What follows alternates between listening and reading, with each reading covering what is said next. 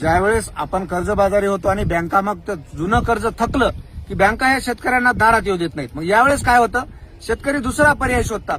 मग micro finance, खाजगी सावकार या वेगवेगळ्या पद्धती गावामध्ये गेल्या आणि आवाच्या सव्वा दराने आज शेतकऱ्यांना कर्ज घ्यावं लागत आहे.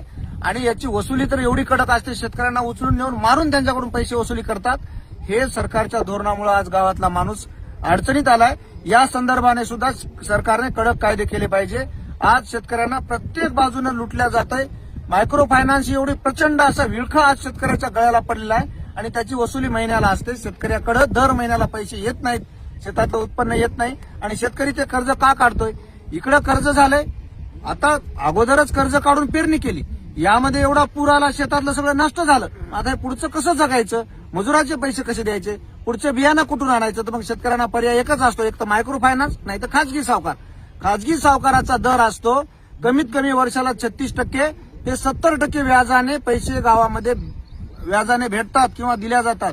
मायक्रो फायनान्स सुद्धा 40-35% व्याज लावून शेतकऱ्यांना पैसे देतो. पण याची आकडेवारी तिकडे वेगळी दाखवतात आणि प्रत्यक्षात कागदावर वेगळी दाखवतात आणि शेतकऱ्यांना वेगळी देतात. ही एवढी मोठी प्रचंड लूट आहे आणि सरकारच्या परवानगीने पण कागदावर न घेता ही लूट होत आहे. यामध्ये मोठ्या मोठ्या कंपन्या, हे दुरुस्त करायचं असेल, शेतकऱ्याची परिस्थिती बदलायची असेल तर सरकारने यामध्ये गांभीर्याने विचार करण्याची गरज आहे.